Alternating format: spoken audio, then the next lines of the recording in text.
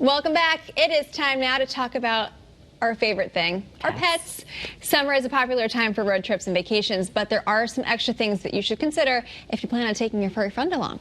Yeah, there's a lot to consider. So here in studio with us is Dr. Andrea Dennis from Bloomfield Animal Hospital. Hello, lovely lady. So good to see you. See you both. Yes, it's great to see. We're going to show our puppy pictures after your segment, but you've got some important information. Absolutely, and the main thing is for everyone to be prepared. You have to be prepared if you're going to travel, and quite honestly, even if you're not going to travel, if you're going to make plans for them to stay at home, because sometimes that is the smart thing for certain pets. Yeah. I have a 13-year-old dog that I would never, ever take on a road trip. You know, he just has too many issues, so we have planned ahead when we go away a little bit later next month.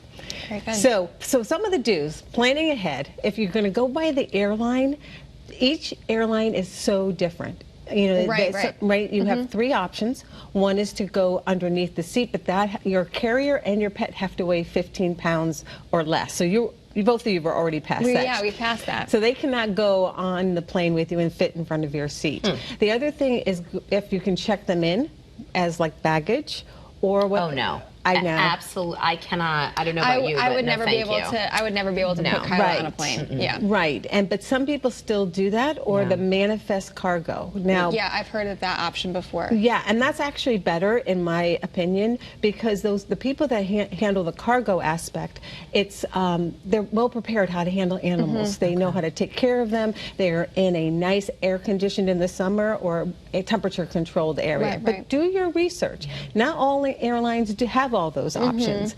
And the last thing about airline flights would be if you can get a direct flight. I mean, again, sometimes people move and they have to take a flight. It's not just vacationing. See if you can get a direct flight. That would make a whole lot of sense. All right, good. What about if you're hopping in the car? Well, the car is probably the safest for your pets, I think. Okay. But again, you want to be prepared. You want to make sure they're secure. You know, there's harnesses that you can secure them to in their car seat.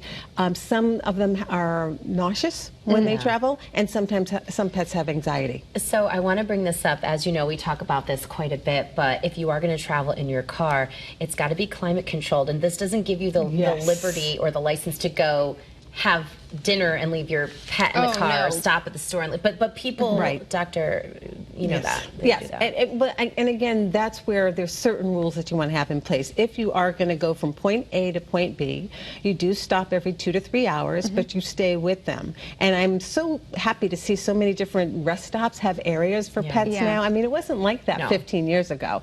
So it's very pet friendly, but you're right, never leave them in the car by yourself. If you have to eat, go through the drive-through. You just never ever leave them alone there.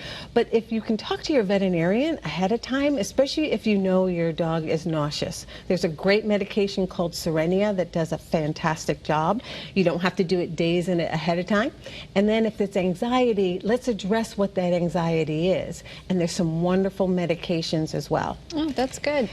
Fantastic medicine. But again, have it on hand. Yeah. And then prepare them for it. You know, kind of if you're going to go use a crate, have that crate out in the middle of the living room. Have some treats inside so they walk in, they walk out, and they're very, very happy. It becomes their happy place, It is, because they are cave animals, right? And they like to feel secure. I don't know if you both are using a crate to train your dogs, but it's not a punishment. Right. They feel so much. My dog, again, if he hates thunder, he will walk into his crate when it's thunder and lightning. So those are things that you can really do to be prepared with that. Very good. What about things that we should not be doing? Okay. First of all, what people tend to do is at the airline in particular, they open up the door, especially if they're going to travel with them, open up the door one last time to give them one more kiss. Yes, and then they run away. And it's so devastating, you know, to have that happen. And that's where I also will add a little do that you want to do, and that is if you want your pets to be microchipped, if for indeed that does happen. The other thing too is trying to put food in the carrier, trying to put water in the carrier. That won't work, and don't overfeed them the morning of your travel. Light little meals would be really very ideal. And the last thing I would say, have a very, very good secure carrier too. Don't get one of those cheap ones. Oh, You yeah, want to make no. sure that you can No. do that. It's worth Very good. the money. 100%. Absolutely. All right, if you're looking to get in touch with Dr. Dennis, visit Bloomfield Animal Hospital CT.com or give them a call 860-286-2986. All that information is up on your screen. If people have questions, can they just give you a call? Absolutely. It might take me a day to get back to them, but we will always answer calls. You can trust her on that. All right, well, I feel like saying people and pets. When we're kinder to animals, we're kinder to people. It's like my little tagline. But love it. Thanks for letting me co-host with you today. Thanks for letting me co-host with you. All right. Karen Scott are back tomorrow, and you guys have a great day today.